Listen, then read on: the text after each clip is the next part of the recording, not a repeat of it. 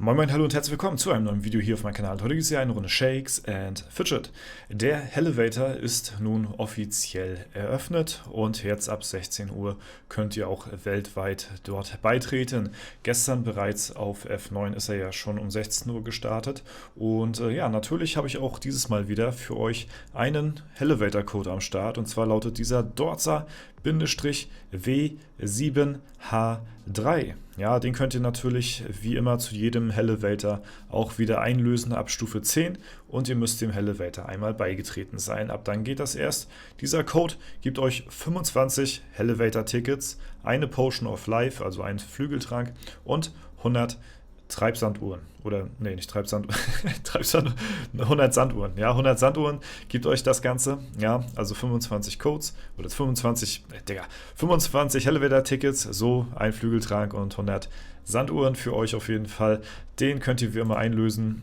Hier oben, wenn ihr auf das Plus geht und dann auf Coupon einlösen geht, könnt ihr den hier dann reinkopieren. Sehr gerne könnt ihr natürlich auch per Post eine E-Mail, eine Rundmail schreiben an eure Gilde, ja, mit Stichwort Hellevator Code, ja, und dann könnt ihr den hier sehr gerne als Rundmail auch an eure Gilde abschicken, damit eure komplette Gilde auch von den 25 Hellevator Tickets was hat. Ich denke mal, das wird jedem gut tun und deswegen auf jeden Fall vielen lieben Dank an jeden, der den Code nutzen sollte, und ich wünsche euch natürlich auch viel Erfolg im Hellevator. Alles Gute.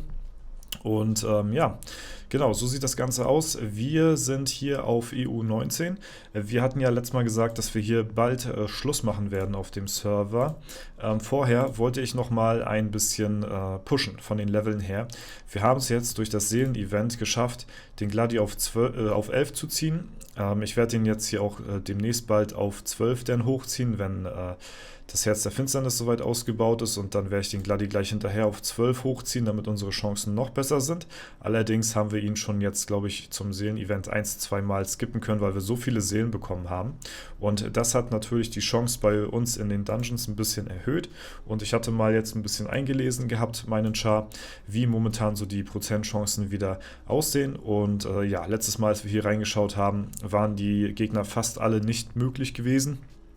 Jetzt mittlerweile sehen die Chancen wieder ganz gut aus, und genau, wir haben am Wochenende auch Epic Event am Start. Das heißt, ich werde hier auch nochmal dann vielleicht mich dann neu equippen. Muss ich gucken, wie ich es schaffe, weil EO20 steht ja auch an, und Wochenende spiele ich ja auch noch den Account von Hunrizzle, das heißt, es wird ein bisschen viel werden. Muss ich mal schauen, aber würde ich mich freuen, wenn ich das hier schaffen sollte, auch nochmal ein neues Equipment zu holen, vor allen Dingen, falls wir heute nochmal 1-2 Level vielleicht hinkriegen. Ich weiß es nicht ganz genau. Ja, wir gucken einfach mal, wie weit wir kommen und was wir hier so wegstreichen können. Ne? Vielleicht kriegen wir auch schon durch den Märchenturm hier 1-2 neue Gegenstände und brauchen uns gar nicht neu equippen. Ja? Auf jeden Fall werden wir jetzt mal so ein bisschen reintryen hier. Ich brauche definitiv auch neue Epics, weil ich natürlich auch den Arena Manager dezent, wirklich ganz dezent leicht gespielt habe. Und ich zumindest meine Lebensenergie-Ruhen auf ja, 2% haben wollte, damit wir hier nochmal dann ein bisschen, zumindest ein bisschen von dem Arena Manager profitieren. So, hier haben wir einmal ein Geschick-Item am Start. Ja, nö, kann weg. Das kann weg. Hier plus 25. Boah, ja, ich weiß nicht. Die Edelsteine sind mittlerweile auch schon wieder ein bisschen besser. Ja, dadurch, dass das hier for free ist, nehmen wir das mal mit einfach und zerlegen das Item hier. So, damit haben wir schon die ersten 2 Gegner hier besiegen können. Leider kein Item für uns dabei. Der nächste wäre dann hier der Drachenhort. Ja, ein Dungeon in der Lichtwelt, und hier stehen wir vorm Endboss. Das heißt, wäre natürlich cool, wenn wir den besiegen. Gibt nochmal ein Epic dazu. Mal gucken, was wir hier dann Schönes draus bekommen werden. Ne? Okay, da haben wir den Erfolg. Den Drachenkenner haben wir freigeschaltet hier und somit den nächsten Dungeon auch freigeschaltet. So, alle Attribut-Item können wir leider auch nicht viel mit anfangen, deswegen kann das Item auch weg, aber wir streichen uns den nächsten Gegner. So, als nächstes haben wir im Horrorhaus 3 Gegner, die fallen sollten. Okay, dann gucken wir mal hier rein. Ja, hier habe ich auch schon lange nicht mehr reingeschaut. Leider sind das alles Gegner hier in den Dungeons, die jetzt nicht allzu viel XP bringen. Deswegen ist zwar cool, falls sie liegen sollten so, aber so richtig voran bringen die uns von der XP her nicht wirklich. Ne? So, da haben wir den nächsten Gegner down. Ja, das war hier der Besteckkopf. So, der nächste sollte noch einfacher sein. Jo, und der war auch in 2-3 Tries tatsächlich down. Das geht hier gut voran auf jeden Fall. So, und dann haben wir jetzt hier als nächstes Dracula. So, auf jeden Fall schön, dass wir ein paar Gegner hier von der Liste streichen können. Ne, wir können ja auch nochmal unsere ja, Attribute hier reinskillen, die wir haben. So, und dann gucken wir mal, ob wir den auch noch besiegen können. Wie gesagt, es bringt ja alles nicht viel von der XP her, aber wir brauchen die natürlich trotzdem hier auch die Dungeons so. Jetzt haben wir hier im Märchenturm wieder jemanden, den wir auch besiegen können. Schauen wir mal hier rein. Interessant wird es denn, wenn wir jetzt gleich in die Schattenwelt gucken, denn dort sind die Gegner ja, auf so einer Stufe, die ein bisschen schwieriger sind auf jeden Fall, aber uns dann doch ja schon ein bisschen mehr XP bringen sollten als die Gegner hier in der Lichtwelt. Und deswegen, ja, ich glaube, die Schattenweltgegner, falls wir die besiegen sollten, dann sieht das schon mal gar nicht so verkehrt aus. So, dann liegt aber hier auch schon der nächste, ja. Und wo haben wir denn? Ja, gut, ich meine, die sind hier bei den nächsten, den wir haben hier in der Schattenwelt, der ist hier bei 1,5%. Ist nicht so viel, aber ja, ich weiß nicht, vielleicht lohnt sich das, ich weiß es nicht. Wir tauschen mal den Stein und ich gebe ihm mal hier den Ausdauerstein, der ist nochmal ein bisschen besser. Ne? Verzichten auf ein bisschen Damage und ja, wen hatten wir jetzt besiegt? Okay. Ja, dann schauen wir mal im Horrorhaus, der hat noch dezent bessere ja, Chancen hier. Obwohl das eigentlich fast gar keinen Unterschied macht. Ne? Also wir könnten auch theoretisch in die Schattenwelt gehen, weil hier, ja, also von der Prozentchance her sind die Gegner hier ähnlich, aber die sollten uns hier schon ein bisschen mehr XP bringen, deswegen tryen wir mal hier ein bisschen, der sollte vielleicht auch schon für ein Level-Up reichen. Ja, und das tut er auch. Und was hat er jetzt an XP gegeben? Das hatte ich jetzt gar nicht genau gesehen gehabt. Gucken wir uns das Ganze nochmal an. 175 Millionen, ja, das ist schon auf jeden Fall ein bisschen besser. Und da haben wir tatsächlich, das sind Items, die brauche ich definitiv.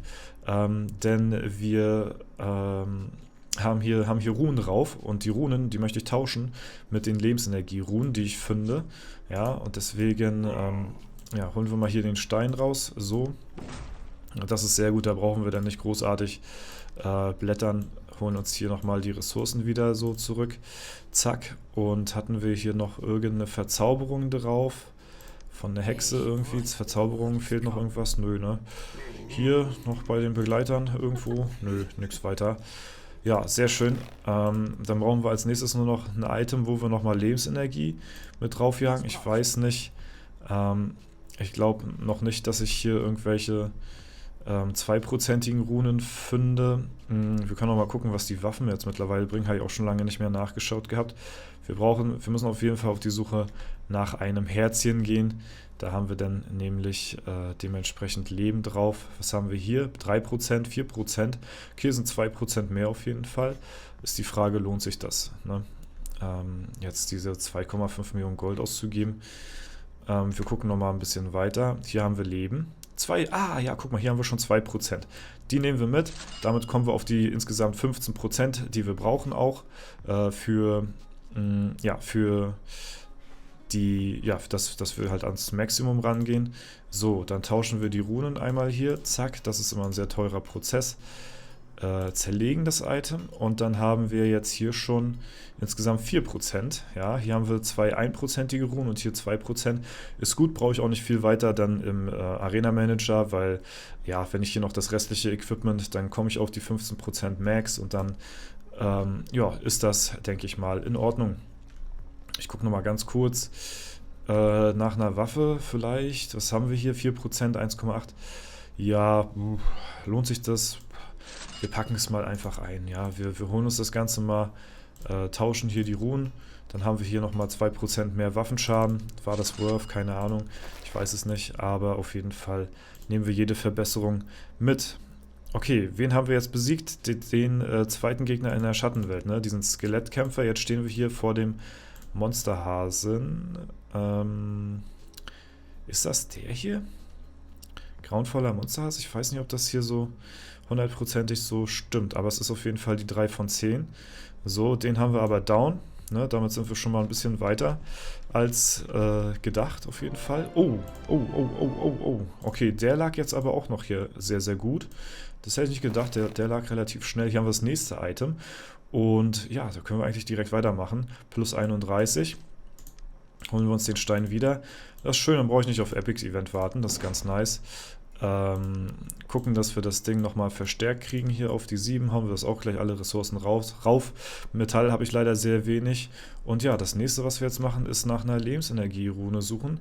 Wir gehen mal vielleicht hier in den Zauberladen rein. Da haben wir zumindest keine Waffen, aber dafür haben wir hier Pots und alles mögliche andere an Scheiß. Dann ist es vielleicht noch besser hier zu gucken. Und da haben wir direkt 2%. Sehr schön. Dann holen wir uns hier auch die Runenverzauberung auf das Item. Zack. Und es sind jetzt hier schon bei 6% mehr Leben. Hier Metalle müssen wir unbedingt zerlegen. Das brauchen wir. 6%. Sehr, sehr nice. Sieht auf jeden Fall schon mal deutlich besser aus. Ja. Viel mehr Gegner habe ich mir gar nicht aufgeschrieben, was hier die Schattenwelt angeht. Wir gucken jetzt nur noch mal so auf blauen Dunst rein. Warte mal, was hatte ich hier? Den Gürtel, den können wir noch verzaubern, ne? Hatte ich noch fast vergessen gehabt. Hauen wir uns noch die Verzauberung drauf, damit wir das hier nicht vergessen. Und dann schauen wir noch mal kurz in die Schattenwelt rein. Wie es jetzt hier ausschaut, ist natürlich auch ganz nice, weil umso höher wir jetzt im Level kommen, umso besser auf jeden Fall auch dann später für den Legendary Dungeon, dass wir da auch ein bisschen weiter vorankommen. Okay, wir verlieren hier ganz viel Rüstung, ich weiß nicht, ob ich das möchte. Ich glaube, ich möchte das nicht. Ja, aber nice, das läuft auf jeden Fall.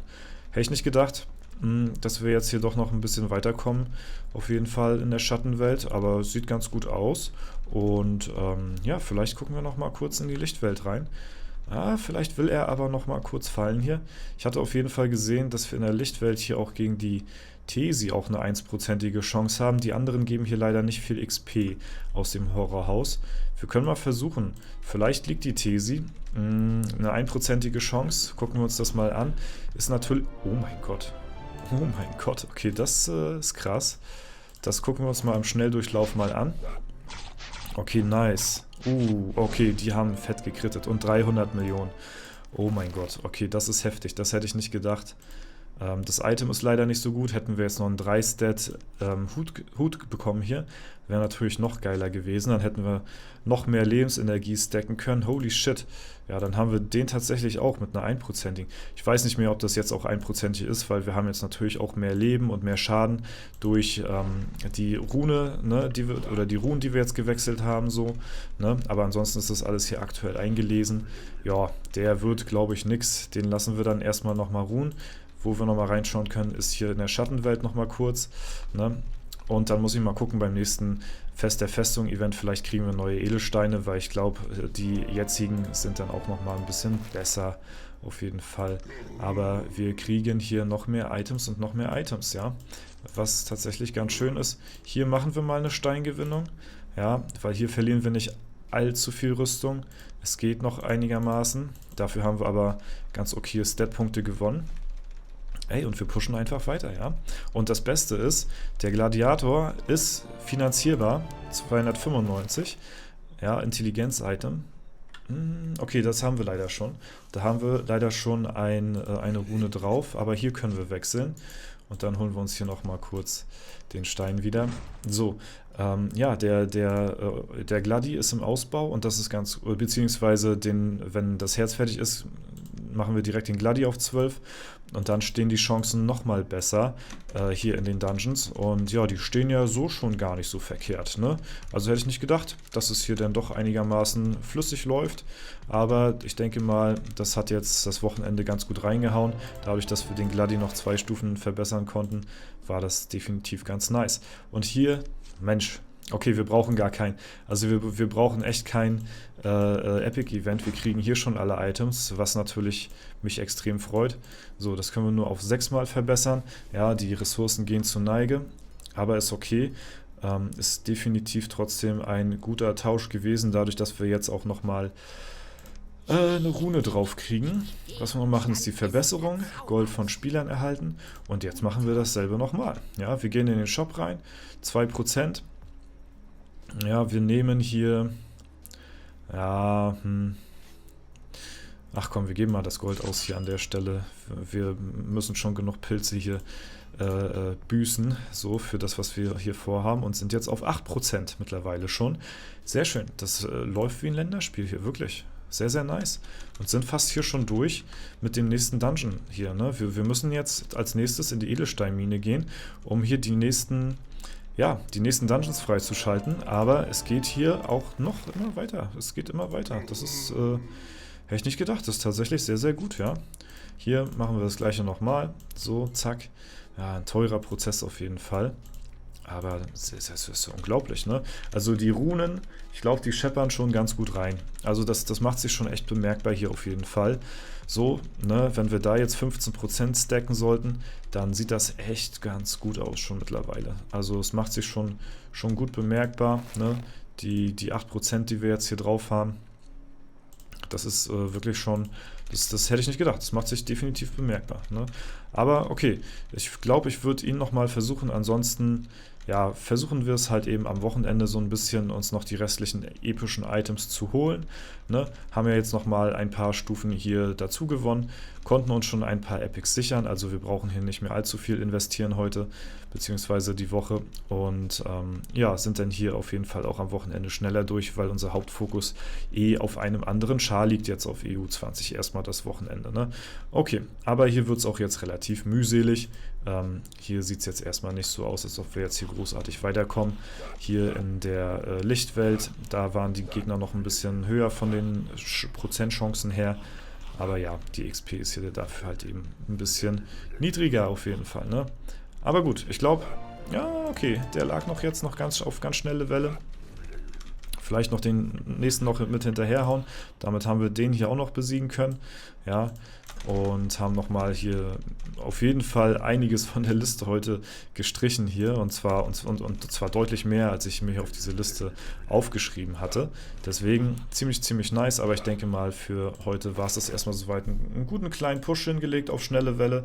Ne? Und deswegen, ja, vielen lieben Dank fürs Zuschauen. Wenn es euch gefallen hat, lasst gerne eine Bewertung, Kommentar dazu da. Ansonsten wünsche ich euch noch einen super schönen Tag. Danke für alles. Haut rein und bis zum nächsten Mal.